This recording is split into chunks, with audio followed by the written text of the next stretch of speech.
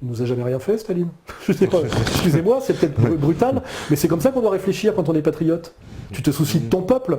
Tous les gens qui se soucient de tous les des peuples, du moment qu'ils sont loin et que c'est pas le leur, sont toujours des emmerdeurs et des escrocs. Sont les fouteux. J'aime pas ce genre de gens, moi. Un peu comme disait, c'était Adrien Agosi ici, il nous disait, oui, celui qui dit je suis partout chez moi, c'est un nouveau colon, quoi. Oui, bien sûr, oui. Et puis, le mec qui se soucie de la souffrance du peuple birman alors qu'il est breton, je lui dis, occupe-toi déjà de la souffrance des Bretons. Je veux dire, en général, c'est louche. Hein, moi, je suis modeste de ce point de vue-là. Ce qui m'intéresse, c'est les Français, parce que je les côtoie, je sais qui c'est, que j'en suis un. Moi, je dis, s'ils souffrent en Birmanie, que les Birmans se démerdent. Enfin, je veux dire, vive la résistance birmane. Mais je vois pourquoi, d'un seul coup, comme Bernard-Henri Lévy, je devais avoir mon avis sur la résistance birmane, mon avis sur la résistance irakienne, mon avis sur ceci, mon avis sur cela, ou comme Tariq Ramadan, d'ailleurs, qui a un avis sur tout. À un moment donné, je dis, attends, finalement, t'es quoi ? T'es un citoyen suisse, payé par les Anglais,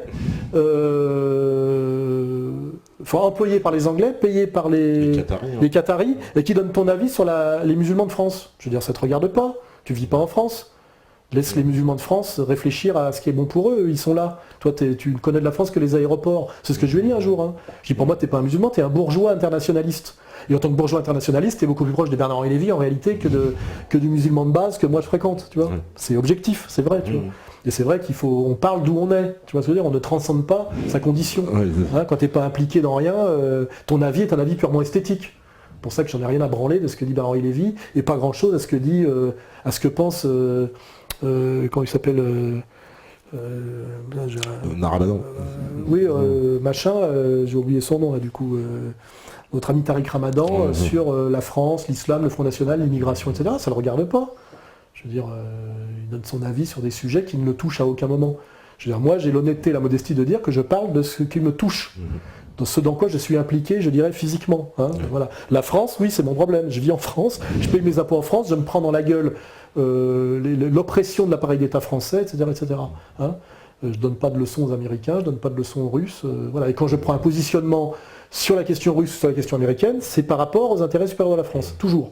Vous verrez bien. Et justement, est-ce que tu penses, puisqu'on a les intérêts supérieurs de la France, sur le problème de la France-Afrique et de nos relations, on va dire, avec les pays d'Afrique, qui sont basés quand même sur un rapport de domination coloniale, hérité évidemment de la période coloniale, mais qu'on a transformé. Indéniablement, oui. Voilà. Est-ce que justement, il ne faut pas juste aussi de ce côté-là aller complètement rénover nos relations avec tous ces pays, parce que...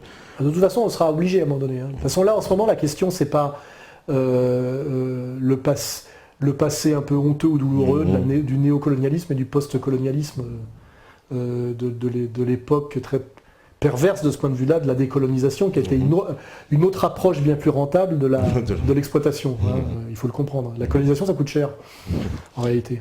Parce qu'il faut une continuité territoriale, une présence militaire, il faut créer des routes, des hôpitaux, des machins. La décolonisation, c'est les intérêts économiques et rien d'autre. Hein, c'est plus pratique en plus. Ah oui, c'est plus rentable. C'est plus rentable, plus rentable quand tu fais un calcul, exactement comme les Américains se sont rendus compte que le salariat était plus rentable que l'esclavage. Ah oui, bien sûr. Parce que l'esclave, tu es obligé de le nourrir et de le loger gratuitement. Et quand il devient travailleur libre à Chicago, et qu'avant il était esclave dans les plantations du Sud, eh ben, il faut qu'il paye son loyer, et puis qu'il se prenne le chômage et la concurrence. Tu vois, ça c'est pas moi qui le dis, tu lis Iceberg Slim, qui explique bien dans ma Black Widow. Hein, voilà, il faut lire, tu vois. Et ça c'est les paradoxes des belles idées et puis de la réalité pratique.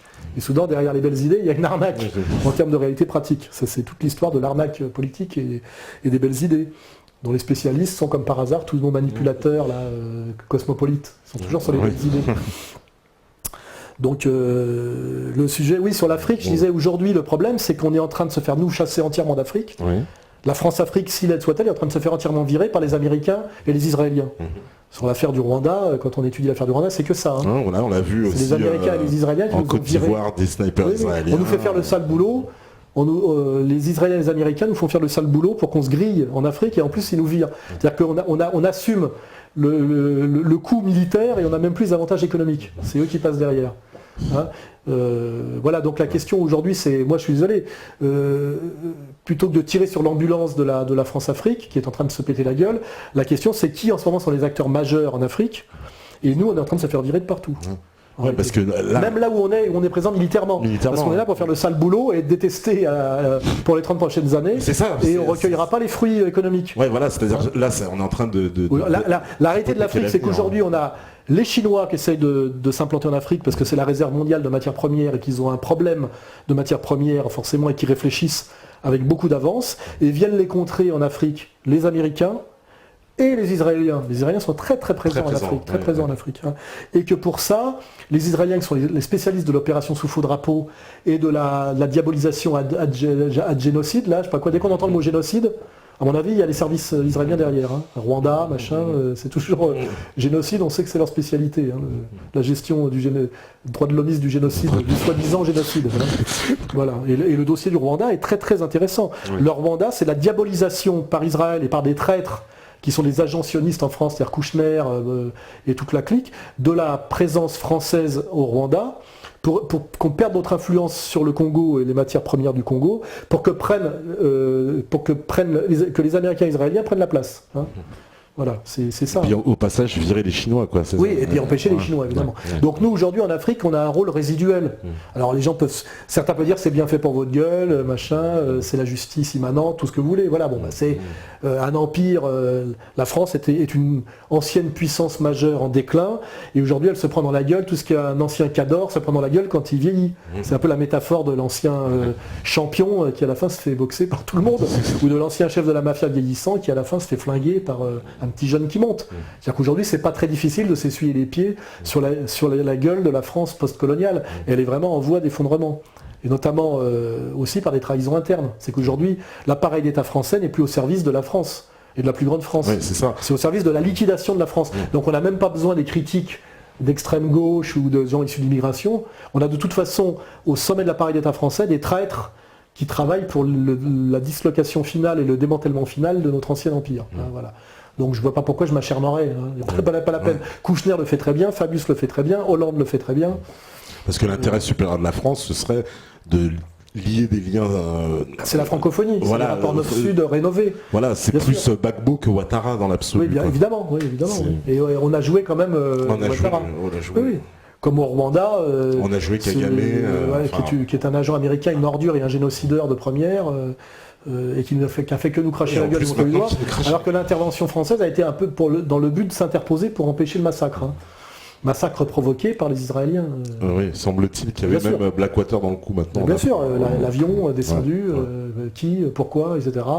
Jeter de l'huile sur le feu, armer des milices, machin, faire monter le bordel.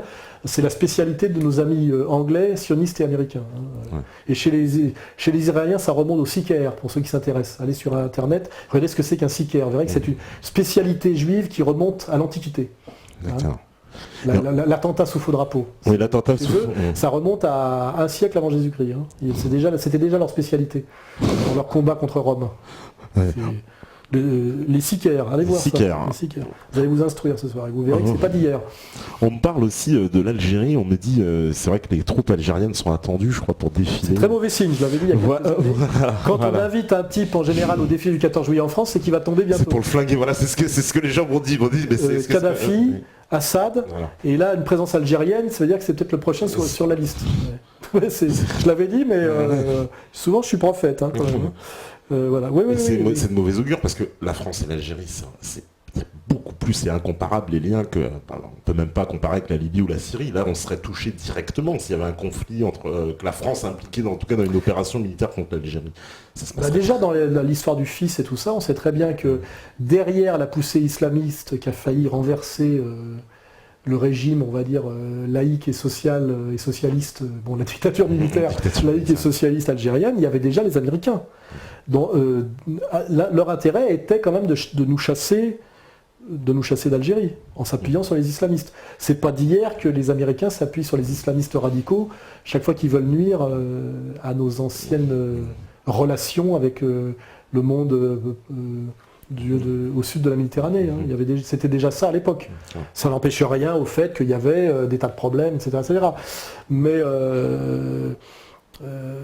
quand effectivement, au sommet de l'appareil d'État français, il n'y a que des traîtres qui travaillent pour les intérêts américains et israéliens, et qu'on sait que la nation algérienne est encore une nation qui fonctionne sur l'ancien logiciel du nationalisme post-colonial et que ce logiciel-là, le nouvel ordre mondial n'en veut pas et dézingue en général tous les pays qui sont encore sur ce logiciel nationaliste arabe.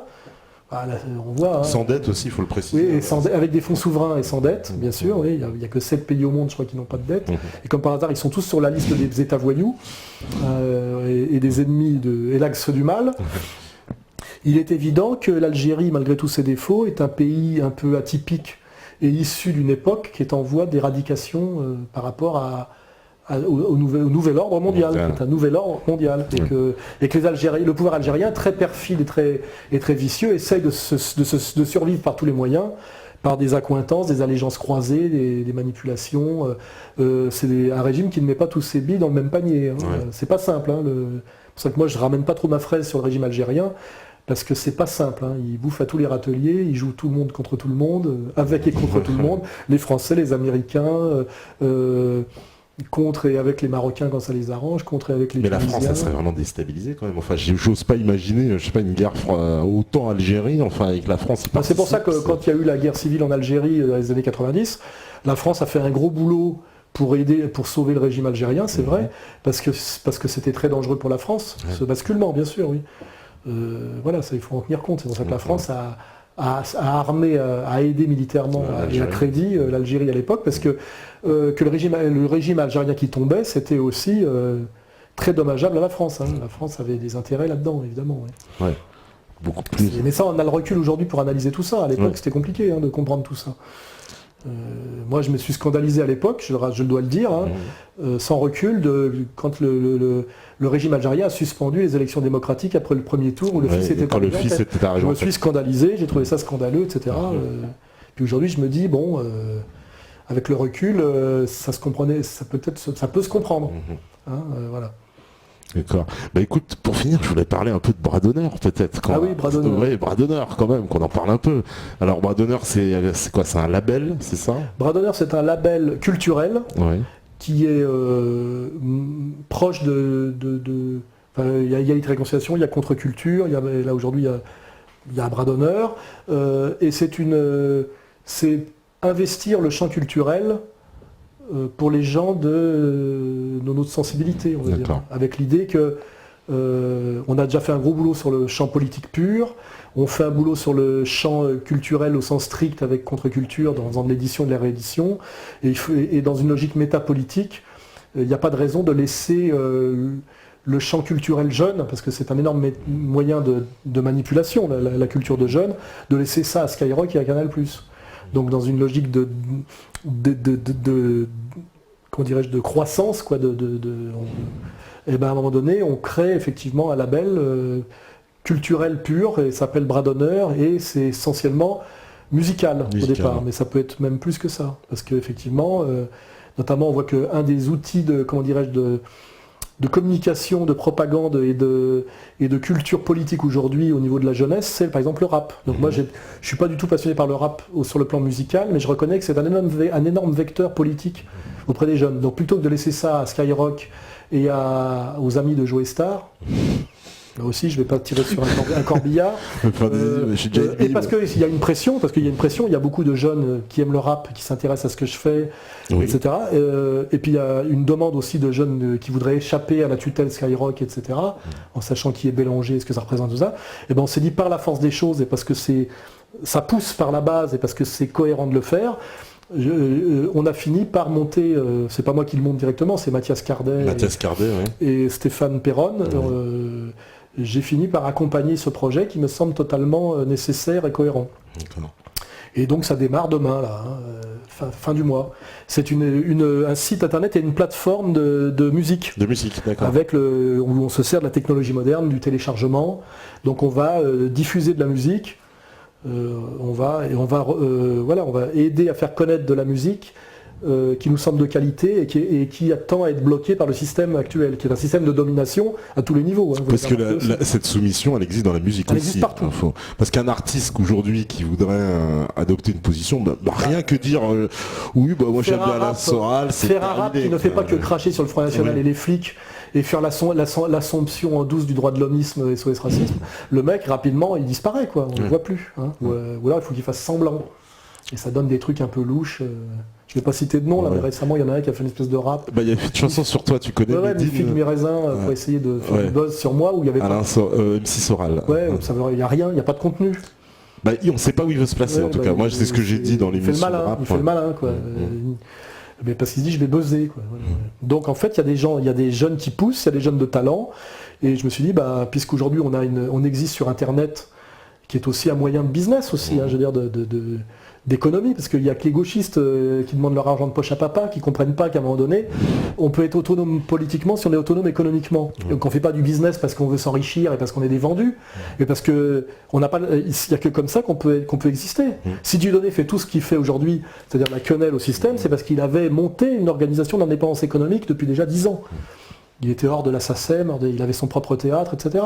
Et c'est moi, j'ai compris ça. Je me suis dit, il faut sortir du logiciel gauchiste où tu combats l'État en lui demandant des subventions. C'est le truc du gauchisme, c'est-à-dire du meurtre du père, de la politique compris comme freudisme, comme Oedipe. C'est-à-dire, je combats l'État et je lui demande qu'il m'aide à le combattre. Parce qu'en fait, c'est papa. C'est ça le gauchisme, c'est que des subventions d'État derrière et des aides de l'État. L'État, si vous le combattez sérieusement, ne vous aide pas à le combattre, il vous cogne. Et donc si on veut combattre l'État, on essaie de pouvoir exister sans lui, donc on sait qu'on n'aura pas de subventions, on n'aura pas les médias dominants à notre service comme caisse de résonance, j'ai pu le vérifier, Dieudonné a pu le vérifier. Pour ça, méfiez-vous de tous ceux qui prétendent combattre le système et qui ont droit aux Inrecuptibles, au Monde, à Libération, à Canal+, etc., etc., etc. C'est forcément qui tapine. Quoi. Et donc, maintenant, comme on a une grosse audience sur Internet et qu'on a monté aussi de l'économie Internet, de l'économie vertueuse, on ne vend pas de la merde, pour ceux qui critiqueraient. Voilà, il y a une société aussi qui vend des aliments... Oui, des produits écologiques de qualité, c'est au bon sens. Au bon sens, voilà. On a prenons le maquis, qui vend des produits, on va dire, de type un peu survivaliste. Voilà, ça me paraît nécessaire. On a au bon sens qui vend des produits écologiques de très bonne qualité. Et puis ça fait vivre des gens de la mouvance. Oui, tu as créé des emplois grâce à ça, il faut quand même le dire. On fait vivre une vingtaine de personnes. Voilà, il y a des emplois permanents. Et qui leur permet à la fois de militer politiquement et en même temps de ne pas être à Pôle emploi, dans la dépression nerveuse, ou dire je milite la nuit et le jour je tapine pour le système. Ce qui rend dépressif. Jusqu'à ce que le mec se fasse choper et virer. Tu vois. En plus. Donc on crée de l'économique, donc du social, donc du politique. Et puis on permet à des gens, on a créé des boulots de mecs aujourd'hui qui, au lieu de travailler la nuit pour nous en faisant de la merde le jour, font ce qu'ils aiment le jour et peuvent dormir la nuit. Voilà. Et on les paye au SMIC ou un peu plus, mais je veux dire, on fait ça. Et bras d'honneur, c'est aussi aider des jeunes, ou des moins jeunes d'ailleurs, qui font des choses qui nous paraissent de qualité dans la musique et dans la culture, les aider à fonctionner, c'est-à-dire à avoir un public et donc peut-être à gagner un peu leur vie. Et donc d'aller contrer le système hégémonique sur ce terrain-là pour montrer qu'il n'y a pas que de la merde dans le rap, que de la merde dans la musique, etc., etc. Et puis on a grandi le cercle de la dissidence. Et puis aussi on est un peu moins spécifiquement sur le politique pur où on est de plus en plus bloqué. Là ils sont en train de fabriquer une loi Schremek-Assouline, deux catholiques de souche, comme vous pouvez le vérifier, qui sont en train d'essayer de faire pondre une loi uniquement pour empêcher Dieudonné et moi d'exister sur Internet, parce qu'ils ont bien compris qu'on leur avait mis une sacrée quenelle avec Internet, un sacré bras d'honneur. Donc voilà, donc il faut qu'on ait un coup d'avance. Donc si à demain on est bloqué sur le politique pur, ça sera plus dur de nous bloquer sur le culturel. Voilà, donc on essaie d'avoir un coup d'avance plutôt qu'un coup de retard, et d'être encore plus métapolitique qu'avant, de diversifier, de s'étendre, etc. dans un but d'efficacité. Voilà. Parce que ton site, là, Égalité et Réconciliation, le site il est classé, très très bien classé à Alex Aranc, c'est parmi les 188e, voilà, quelque chose comme ça. Tout site confondu. Tout site confondu, on rappelle. De la SNCF, dans les sites de réinformation, on est le premier de très loin. Oui. On est passé devant F de Souche, faut pas oublier, très longtemps F de Souche a été très haut, sur une ligne qui est quand même plus égalité réconciliation que F de Souche, mais on est passé aussi devant Rue 89, devant Mediapart, devant tous ces faux sites qui prétendent faire de la réinformation sur Internet et qui sont en fait pour nous empêcher, pour nous combattre en réalité. On voit bien que sur les sujets sérieux, Mediapart et Rue 89 tapinent toujours pour le système, sur Dieudonné, la dissidence, etc. etc. C'est un marqueur, c'est des faux sites de réinformation parce qu'ils se sont dit qu'il faut qu'on investisse Internet pour aller contrer le travail. La vague qui est en train de monter. Oui, bien sûr, mais ils se font choper parce que sur Dieudonné, sur moi, ils font toujours le tapin. Donc c'est comme ça qu'on voit que c'est qui sont dans le système. Hein. De toute façon, c'est simple, dès qu'un site me traite d'antisémite, moi Dieudonné, vous savez qu'ils tapinent pour le système, sinon ils sont plus nuancés. C'est plus nuancé. Ils se posent la question, ils y répondent de façon plus subtile, etc. Quoi. Donc à la fois, c'est le prix à payer pour eux. Hein. Mais ça a donc grand succès, et puis t'as des équipes derrière, on peut leur passer. Oui, c'est aussi pour les gens qui m'emmerdent parfois. Je dis que moi, contrairement à certains sites que je nommerai pas, où on dirait le catalogue de la Redoute, il n'y a pas de pub sur le site. Je pourrais être riche aujourd'hui si j'acceptais de mettre de la pub comme on me le demande tous les jours sur égalité et réconciliation. Il y a des sites de contre-information assez vulgaires et qui m'attaquent régulièrement, qui sont gavés de pubs, et de pubs de merde. Hein. Nous, on met un point d'honneur à ne mettre aucune pub. Rien qu'avec ça, je serais riche. Hein. Mon site vaut très cher, il est à moi, il vaut très cher. Et je peux le vendre, si je veux, à la pub. Hein. On me demande tous les jours. Je le fais pas. Pour que le site reste crédible, c'est un site avec des gens qui travaillent jour et nuit pour l'alimenter. Les petits cons qui m'emmerdent ne se posent pas la question de savoir comment ça fonctionne économiquement un site comme Égalité et Réconciliation. Avec des vidéos exclusives, des reportages exclusifs. Beaucoup de travail. Une mise à jour constante avec des rédacteurs en chef, des antennes locales, etc. C'est des gens que je paye grâce au système qu'on a monté et qui sont salariés pour pouvoir vous offrir cette réinformation permanente de qualité. Et malgré tout, il n'y a pas une pub sur le site et tout est gratuit sur le site, je vous ferai remarquer. Le site d'information est entièrement gratuit. Par contre, on a des sites partenaires qui sont liés au site, qui sont en fait des petites PME qui sont montées par des militants d'égalité et réconciliation. Ce qui leur permet parfois de faire du bénévolat pour ER et donc d'apporter quelque chose parce qu'ils peuvent gagner leur vie, parce qu'ils sont salariés dans, prenons le maquis, actionnaires dans Au Bon Sens. C'est comme ça qu'on fonctionne. Donc pour les quelques crétins crypto-gauchistes qui nous emmerdent en disant ouais vous faites de l'argent, vous faites du business, machin, etc. Quelque part j'avais envie de vous botter le cul parfois, parce que si je voulais, j'accepterais de mettre 5 pubs sur le site, je le dédiaboliserais un peu. Tout le monde ne demande que le système ne demande que ça, hein, que je le rejoigne en douce. Hein. Et là je serais rentier. Je ferais ce qu'ont fait plein de mecs, hein, quand vous regardez l'évolution du journal Libération, qui était un journal d'extrême gauche, avec une page de courrier des lecteurs pour les taulards, etc. En réalité, l'histoire des médias, c'est des mecs qui font de l'avant-garde ou de la contre-culture et puis petit à petit se vendent. C'est l'histoire de Virgin. Hein. Virgin, c'est un label de musique underground qui édite Robert Wyatt, des musiciens dont personne ne veut au départ. Et puis à la fin, ça donne, comment il s'appelle, Branson là Branson, ouais. Branson, qui monte une compagnie aérienne et qui est multimilliardaire. Voilà. Je vous le dis, pour ceux qui nous font chier, le site Égalité Réconciliation vaut très cher, il est à moi. Et je mets un point d'honneur à ce qu'il n'y ait jamais une pub dessus, malgré tous les gens qui me mettent la pression pour que j'en mette. Hein, voilà. Mais il y a des sites partenaires, et ces sites partenaires font tous partie de la mouvance. Hein, voilà. Donc cela, ça s'appelle de l'économie militante vertueuse. Hein. Et en génération, on ne vend jamais de merde, on ne fait pas de gadgets, on ne vend pas de saloperies, on ne vend que de la qualité dans tout ce qu'on fait, vous pourrez le vérifier. Voilà. Donc je le dis parce que des fois je suis agacé quand je vois le boulot qu'on fait, les efforts qu'on fait, les risques qu'on prend et le peu de pognon qu'on prend. Ouais. Hein, je suis quand même encore là ce soir, à 56 ans. Hein, je suis pas aux Seychelles ou je sais pas où. Hein, je suis pas très bronzé, comme vous pouvez le voir. Je prends pas beaucoup de vacances. Alors évidemment, je suis pas clochard. Hein, je ne suis pas Jésus. Les gens me reprochent de ne pas être encore mort, particulièrement souvent. Hein. Genre normalement, vous devriez déjà être mort. Et non, ben oui, je suis désolé, mais je suis un peu héroïque, mais aussi un peu stratège. Et je ne suis pas uniquement là parce que certains veulent voir mon sang couler comme spectacle, parce qu'ils s'emmerdent sur Internet de leur vie de merde. Vous voyez. Voilà. Donc c'est une petite mise au point que je fais, elle était importante. Non, c'est important. Et donc à partir de demain, il y aura aussi Bras d'honneur, n'est-ce pas, que nous avons monté, voilà, et j'ai déjà dit ce que c'était, voilà. Et justement, pour finir avec justement, parce qu'ici on a reçu d'ailleurs tous tes lieutenants quasiment, j'ai envie de dire, mais c'est un nouveau visage, on peut dire Égalité Réconciliation avec Marion, avec. Oui, pareil, Marion Sigaud, personne ne voulait l'éditer, elle était diabolisée parce qu'elle avait des positionnements très courageux, très honnêtes. Un jour, elle m'a contacté, j'ai regardé ce qu'elle faisait, j'ai trouvé que c'était honorable. Et je veux dire, grâce à Égalité et Réconciliation, Marion Sigaud a une deuxième vie dont elle a toujours rêvé. Elle fait des conférences, elle dédicace des livres, elle en vend.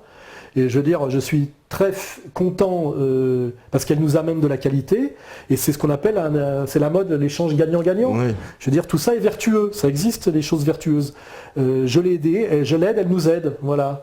Farida Belgoul, pareil. Farida, il y a, voilà. Je peux citer Nomade Patriote, on a Ce qui veut dire que je ne suis pas si, comment dirais-je, dictatorial, narcissique, mégalomane, autocrate que ça. Parce qu'avec l'égalité et réconciliation, aide beaucoup des gens à exister, et parfois à exister même en concurrence avec moi. Ouais, tu mets même, beaucoup de gens en avant. Quand je viens là ce soir, je me dis pas mais ta TV est un concurrent possible de ERTV. Je me dis, j'ai regardé ce que tu faisais au début, j'étais suspicieux, parce que je me dis, bon, on va voir si c'est pas du bidon, s'il n'est pas payé par le système. Après, je vois que sur certaines positions, notamment le congrès de la dissidence, je vois que tu te tiens correctement. Je me dis, il fait le boulot, je vais lui filer un coup de main. Même si des gens peuvent me dire, ouais, mais c'est des parts de marché qui va piquer à ER.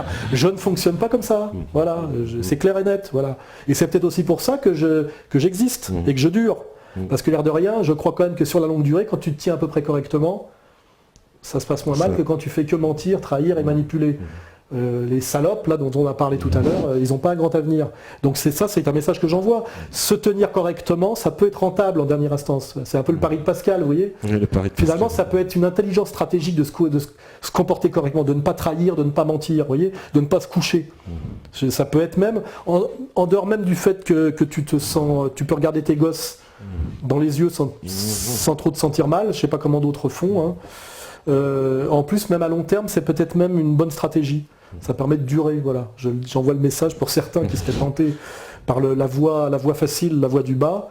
La voie du haut, là, elle est peut-être plus dure, elle prend plus de temps, mais elle amène beaucoup plus haut. Voilà. Et elle amène à vivre des choses beaucoup plus passionnantes, intéressantes et valables. Hein, voilà.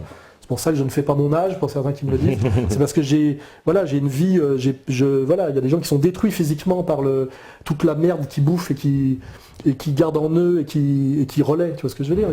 Moi, je pense à la justice immanente. Hein, si je faisais pas ce que je fais, j'aurais peut-être déjà développé un cancer, comme d'autres qui sont entièrement sous médicaments. Je connais tout ça. Hein, je le dis pas, mais je connais des mecs qui sont des ordures complètes qu'on trahit dans tous les sens au niveau médiatique, mais ils sont sous dialyse, ils sont complètement... leurs organes les lâchent. Et je pense que je veux dire, ça ne veut pas rien dire pour moi. C'est le prix de la justice immanente, le prix de la trahison. Ça se paye toujours, quelque part. Hein. Les gens qui font que de la merde, qui savent qu'ils sont des merdes et des traîtres, je pense que ça les ronge intérieurement, même malgré eux, et ils le payent. Voilà, et c'est... Et donc toi, parce que voilà, on a senti justement que cette année il y a eu égalité réconciliation. Vous avez vraiment décidé de mettre beaucoup de gens en avant, de dire oui, voilà, c'est pas Soral, parce que moi, je suis fatigué. Je répète un peu, j'ai dit quand même tout ce qu'il fallait dire depuis des années. J'écris pas des livres comme Nab parce que j'ai la main qui écrit toute seule, graphomaniaque. Et c'est bon, j'ai déjà fait suffisamment de boulot. Et moi, si je peux accompagner des gens, être un peu chef d'orchestre et aider à des talents à éclore plutôt que de vouloir tirer sur ma propre ficelle jusqu'au bout. Là, j'écris pas de livre en ce moment parce que j'ai rien à écrire. J'ai rien de plus à écrire en ce moment. J'écrirai peut-être dans quelques années un livre sur des choses qui seront intéressantes qui me seront arrivées et que j'aurais racontées. Mais là, pourquoi j'écrirai un livre de plus avant d'écrire Comprendre l'Empire, j'ai passé entre l'avant-dernier livre et celui-là quelques années, mais c'est des années d'expérience de plus pour produire une analyse. Je veux dire, ça aussi. En ce moment, je suis plus utile comme éditeur que comme écrivain. Voilà. Et souvent, sur certains sujets, quand on me dit vous faites moins de vidéos du mois, sur certains sujets, mon avis sur l'Ukraine est moins autorisé que des gens qui sont plus spécialistes sur la question ukrainienne, parce que je ne suis pas omniscient, et plutôt que de ramener ma fraise sur ce genre de sujet, je préfère donner la parole à un mec qui va en Ukraine, qui connaît l'Ukraine, etc., etc. Donc aujourd'hui, mon boulot est plutôt un boulot de chef d'orchestre que de soliste, et c'est, puisque j'en ai les moyens, de donner la parole à des gens qui ont quelque chose de précis et d'important à dire, plutôt que de vouloir à tout prix, comme ce soir, parce que tu me l'as demandé, occuper l'espace, tu vois. Je suis très bien quand je suis chez moi tout seul à écouter de la musique, et que j'ai pas... parce que j'ai fait une émission comme la tienne, le lendemain, trois convocations chez les flics, deux nouveaux procès qui me tombent, 14 menaces de mort qui arrivent sur mon Facebook, etc. etc. parce que c'est ça, hein, la réalité. Parfois, je suis très bien un peu en retrait, il n'y a pas de problème. Et je me réjouis du succès des gens sur lesquels je mise et auxquels je crois. Voilà. Je m'en réjouis. Je ne suis pas quelqu'un... je ne suis pas un jaloux. Voilà. Je suis tellement sûr de moi et de mon talent que la réussite des autres ne me fait pas d'ombre. Voilà. C'est ça pour, comment dire, toute cette pression justement qui s'abat comme ça sur toi. Comment tu fais pour évacuer tout ça? D'abord, je veux dire, en 2004, quand j'ai pris tout dans la gueule du jour au lendemain, là, j'ai souffert. J'ai perdu 4 kilos en quelques jours, j'ai été au bord de la dépression. Il a fallu que je me cache. Bon, je ne me suis pas soumis, mais j'ai eu peur, je le reconnais. C'est très très violent quand tu prends le système dans la gueule. Même si tu sais que ça existe, quand tu le prends dans la gueule, c'est d'une telle puissance.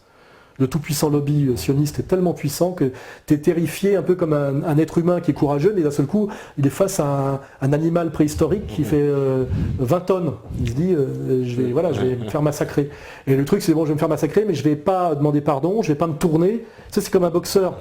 En boxe, tu peux perdre seulement que tu ne te tournes pas. Tu vois ce que je veux dire? Tu ne dois jamais te présenter de dos. Et quand tu te fais dérouiller, tu fais ça, mais tu fais pas... tu vois, tu fais pas... tu fais ça et tu prends. Donc moi, à un moment donné, j'ai pris, j'ai ramassé, quoi. Mais j'ai pas trahi. C'est ça le truc, voilà. Et petit à petit, j'ai pris l'habitude de prendre des coups, d'être menacé, agressé, et l'homme s'habitue à tout. C'est ça qu'il faut comprendre. C'est-à-dire qu'au bout d'un moment, tu te demandes comment des gens peuvent vivre en Palestine, tu vois.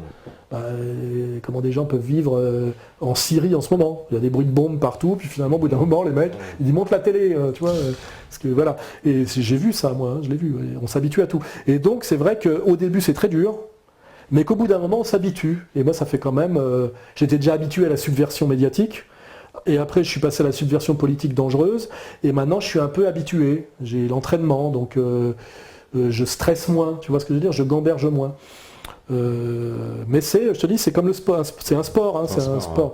Il faut du temps. Et je dis à ceux qui démarrent, là, allez-y doucement, parce que quand je connais des gens qui ont fait des quenelles et qui ont pris dans la gueule les menaces, machin, parce qu'ils ont été balancés sur des trucs et ils se sont pris des menaces de mort, des appels anonymes et tout. Il y en a qui m'appelaient, qui m'envoyaient des messages, et qu'est-ce que je fais? Ils flippaient total, tu vois. Et c'est vrai que là, on n'est plus dans le virtuel. Quand ta tête est mise à prix, que tu ne peux pas marcher seul dans la rue, que tu risques d'être agressé, que tu subis des agressions en commando, etc. Mais tu t'habitues, c'est une culture. Ton cuir s'épaissit. Et ça demande du temps. Il faut être humble à ce niveau-là. Tu vois, par exemple, toi, à un moment donné, tu vas être trahi par des anciens amis, insulté, traité de bounty, de je sais pas quoi, de machin, de trucs. Et des fois, c'est douloureux. Tu vois, tu as envie de chialer, tu as envie de cogner, etc.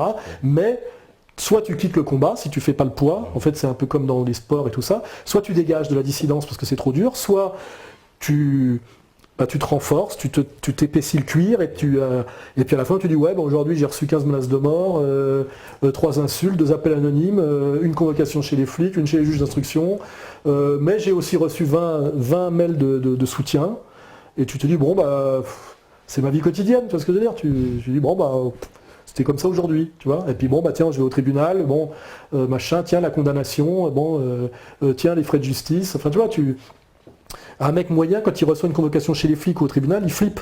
Et quand il est au tribunal, il perd ses moyens. Parce que c'est vrai que c'est comme quand tu es un gamin à l'école, asseyez-vous, levez-vous, etc. Quand tu as eu je sais pas combien de procès, tu arrives, tu rigoles. Moi, j'arrive chez les juges d'instruction, mon avocat, il se marre. Je vanne, je me fous de la gueule, je me fous de leur gueule. Je sais quelle est la limite possible, quel est mon droit. Je me fous de leur gueule. Tu vois. Je me suis fait exclure du tribunal la dernière fois que je suis allé soutenir Dieudonné. Parce que je pétais, je riais, je foutais la merde. Je m'en fous maintenant, tu vois, j'ai l'habitude. Alors que j'ai vu des mecs se décomposer. Hein. Parce que tu peux être un warrior de la rue ou t'arrives au tribunal, tu le vois, le mec, il est comme un petit garçon. C'est fait pour ça, hein, c'est fait pour te faire perdre tes moyens. Mais quand il y allait 1 fois, 10 fois, 20 fois, et tu vois Diodo, c'est pareil. C'est sa succursale, tu vois. Diodo, pareil, il a le cuir tanné, il a tout subi tellement que... Il dit en ce moment, moi je lui dis t'as combien de procès, on compare, voilà combien d'amendes, machin, tiens t'as vu l'article sur toi et sur moi, toi t'es le fils d'Hitler, moi je suis le fils de Goebbels, tu vois, on se marre, tu vois, on dit t'as vu tel journaliste a dit telle saloperie, le petit de je sais pas qui de Cône t'a craché dessus, il a craché sur toi, sur moi. C'est un peu comme comme un sport, enfin tu vois, une espèce de jeu comme ça. Et voilà, quoi, je veux dire, il y a pire, hein, parce que je veux dire, voilà, il y a pire, il y a des gens qui ont vécu pire que ça. Hein. On est d'une génération qui n'a pas fait la guerre, tu vois. Finalement, pour l'instant, qu'est-ce que je risque? Des agressions, des condamnations, à de l'argent surtout. Peut-être un jour la prison, parce qu'ils iront jusque-là, mais rappelons-nous ce qu'ont vécu certains résistants dans d'autres périodes. Tu vois, les goulags, le camp de concentration, la torture physique. la mise à mort, etc. Enfin voilà, donc il faut relativiser. On a été élevé dans une société de confort incroyable et de consommation, et finalement on fait de la dissidence qui correspond à la société dans laquelle on est, quoi. Hein, c'est pas non plus, c'est pas non plus, Solzhenitsyn partant au goulag, tu vois, etc., quoi.